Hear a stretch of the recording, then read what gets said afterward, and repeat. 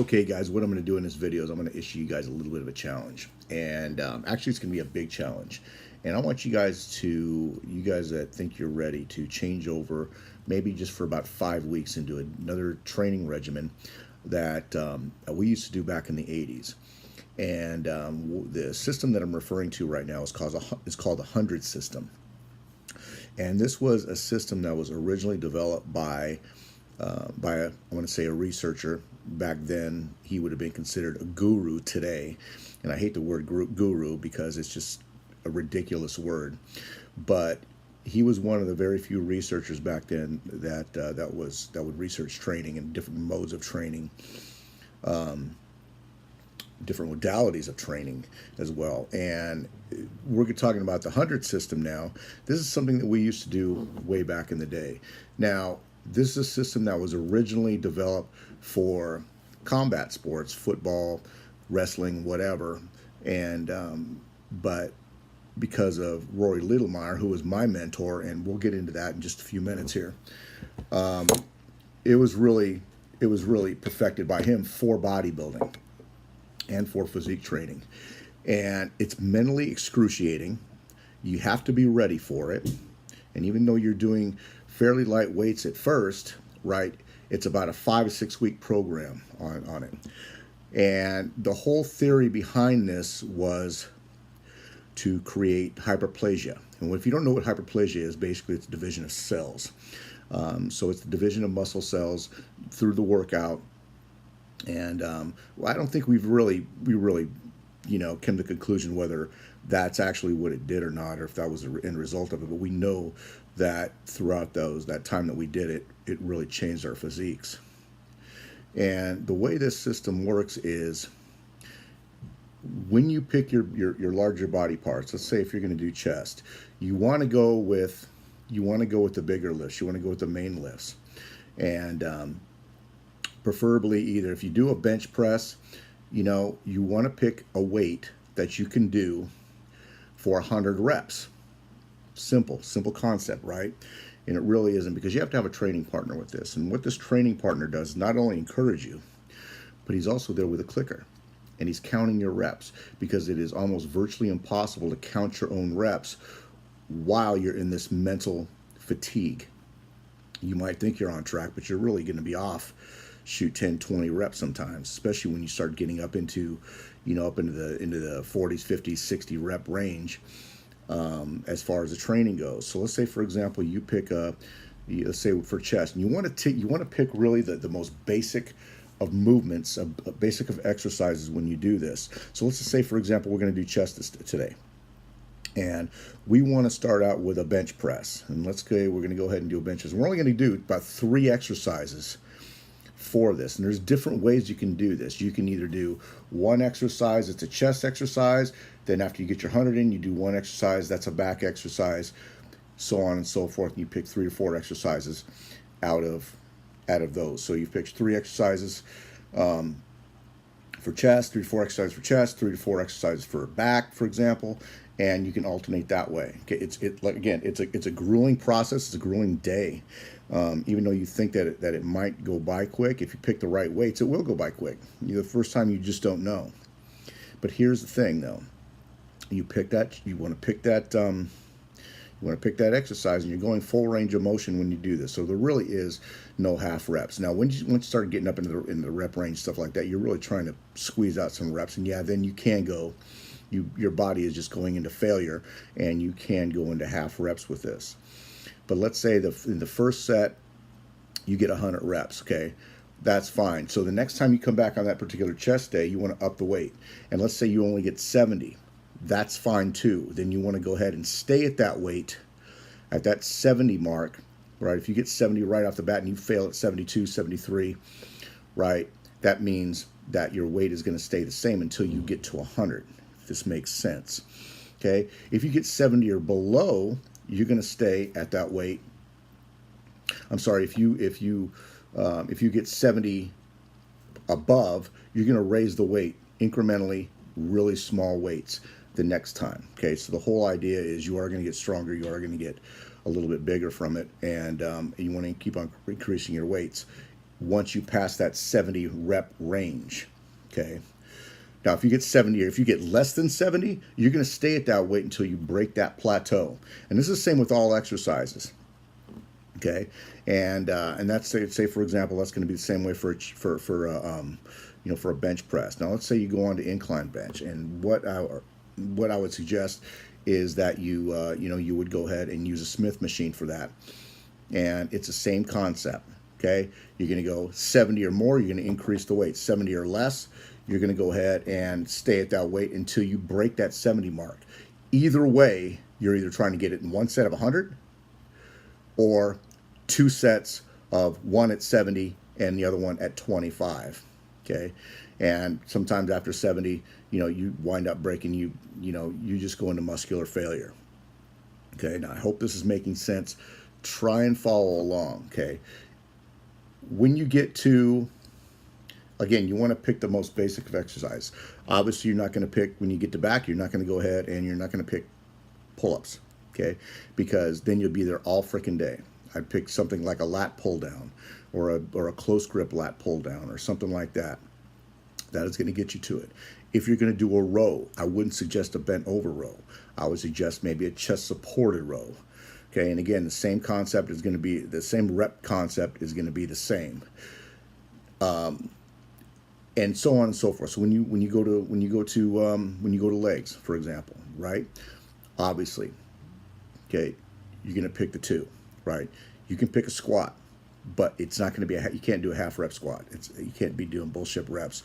You've got to be doing as close to full range of motion as possible. Which means if you're going to squat, you're going to go at least parallel or below and all the way up. Now, on squats, you're going to laugh, 100, right? You're really not going to pick any more than 95 pounds to start, depending on who you are. And, and then after a while, you're going to find after, say, for example, if you start at 95, let's say if on bench you start at 65, right, or 75, you're going to find by the time you're at the end of your 5 or 6 week block, right, that your reps and your weight, that your weight is going to be going up. Okay, and one, you're going to see a just crazy amount of growth in that amount of time. Not only growth, but you're going to see a crazy amount of density. So if you see the way the concept works, right, it's very grueling. And when you get to your smaller body parts, it's the same thing. You're going to start with the most basic of exercises. So we are talking, if you're going to do a bicep curl, man, you're probably not going to go any more than 40 pounds, 45 pounds, okay? And you are trying to get to 100. If you get to 100 with 40 or 45 pounds, and that's a hypothetical, okay? You're obviously going to start the next time you do the exercise, you're obviously going to go ahead and start with a heavier weight.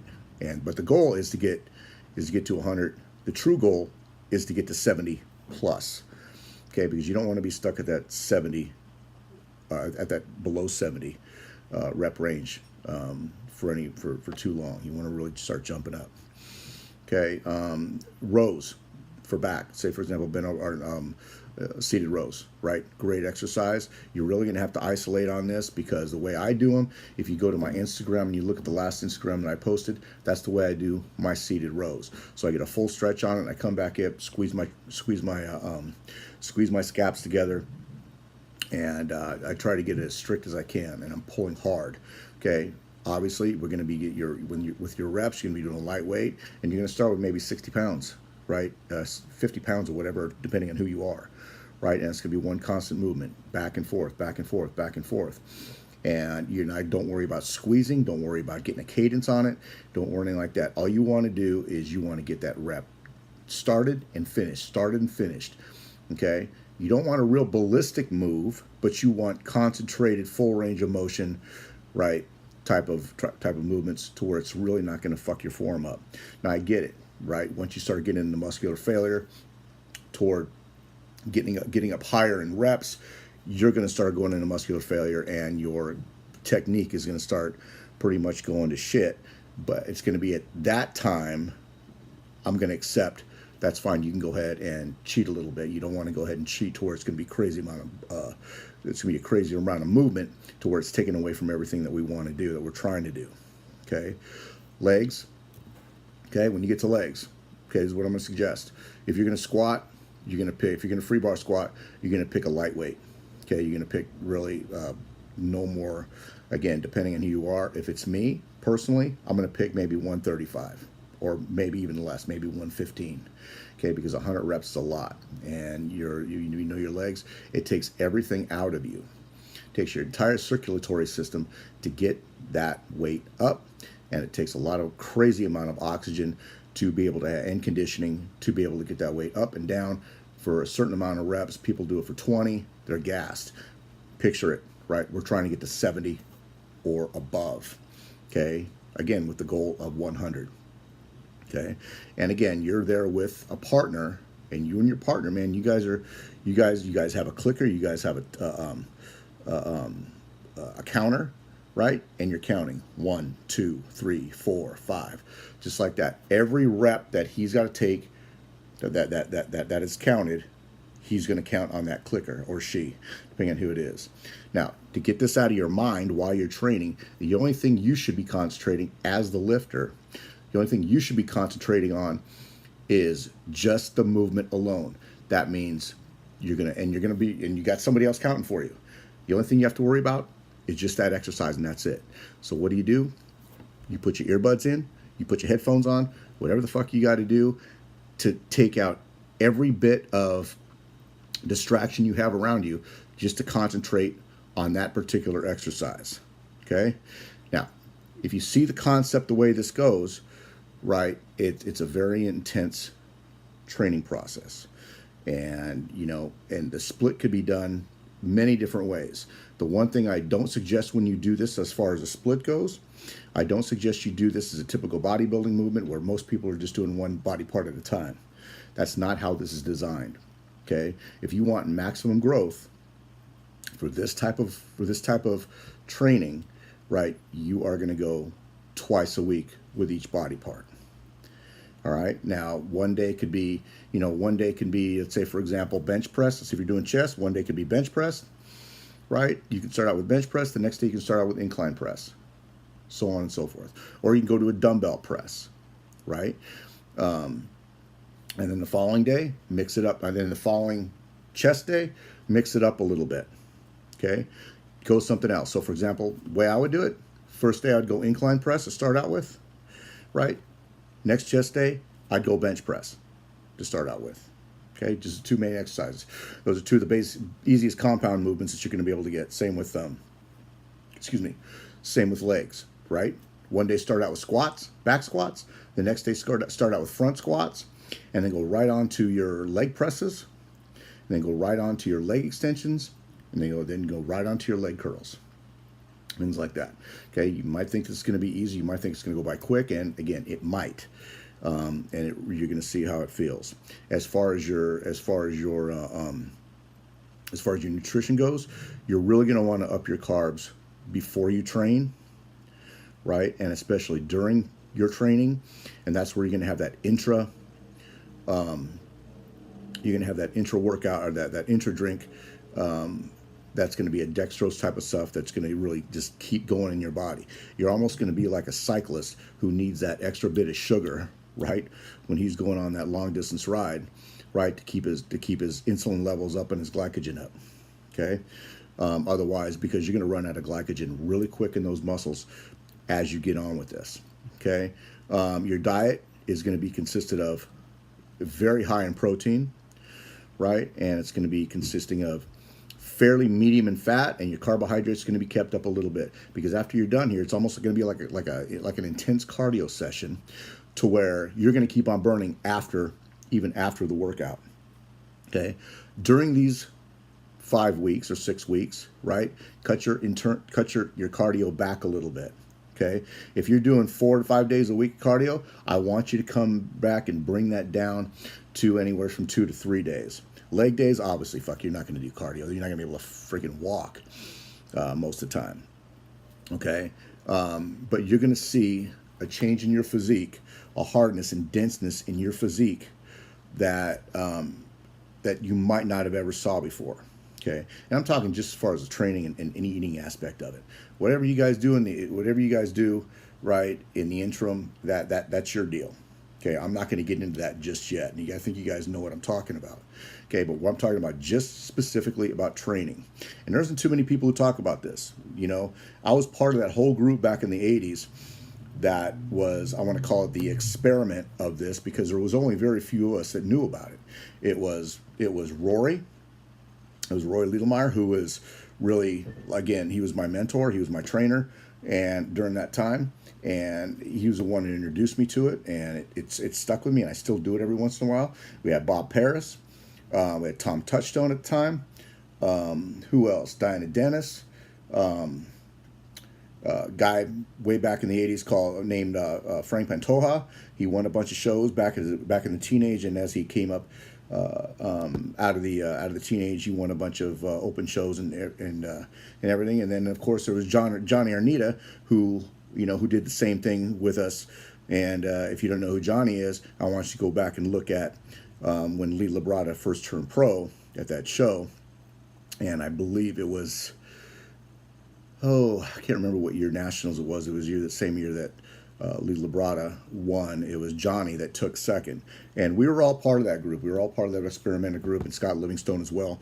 And, there were some good times, but you know what? Those are the times that we really trained. And people, I go to Gold's now, and I go to other gyms, and the training intensity just isn't there. Things have changed a lot in training. And, and unless you hear more about drugs and everything else than you do about training anymore. To me, that's bullshit, right? I mean, I know it's out there, and I know that it's done and everything like that, and that's fine. But you know what? It's taken the back seat to training. If you look at the guys who really trained hard, who really trained heavy, and who really changed up modalities as far as their training, you could see it in their physiques. Even as opposed to the guys today, you don't see many guys out there. They're huge. The guys today right now, they're big. There's no doubt about it, right? And they got a lot of shape, right? But the training intensity just isn't there. Now, there's one guy out there that I really follow, that I really like, that who trains old school, and that's Flex Lewis. And you see him, and you see the way he trains. You see the way they train back over there, right? And you could see the difference in his physique compared to just about everybody else in his 212 class and even the Open Olympia class, right? He's big, he's lean, but most part about it, he's separated and he's dense. And that's the thing. It's the density of the physique that is lost today. And the reason why that density of the physique is lost today is due to these guys just not training that hard. They're not training that heavy. And they're relying on other things to get them through. And again, I see this every week when I go to Gold's. If I see top pros and stuff like that, man, these guys just aren't training that hard. They're not. And I'm not saying everybody, but I'm saying, most of these guys just don't train that freaking hard. And what we want to do is, man, and that really sometimes makes all the difference in the world. And it's not the drugs. And, and people say that, training is important, but it's not as important as the other thing. That's bullshit. That's even guys, back in, if you see the physiques back in the, back in the late 70s, mostly, but in the 80s and the early 90s and mid 90s, man, the physiques were completely different. Of course, they're not as big as they were now, but they were big, they were separated, they were muscular, they were artistic. They knew exactly what they wanted to look like, and that's how they came in. And they came in that way because they trained hard and they trained heavier. And they would work in these little, what I want to call these little micro blocks of different training modalities like 100's and stuff like that, just to kind of change things up a little bit. But now it's almost a lost art. Training is almost a lost art. Okay, and it really needs to be brought back in. If you guys have any questions, I want to hear from you. Hit me up, right? There's a lot of things that are going on, a lot of knowledge out there that I can bring as far as training goes, and a lot of stories that I can share of coming up. And don't think just because I'm an old school guy that I don't know what's going on now, because I'm right up there with everybody else, if not more advanced. And only because I've been doing this for so long and I've never gotten out of it. I've always kept up with the times. If you guys got any questions for me, hit me up. I'd love for you guys to subscribe. And man, talk to you soon.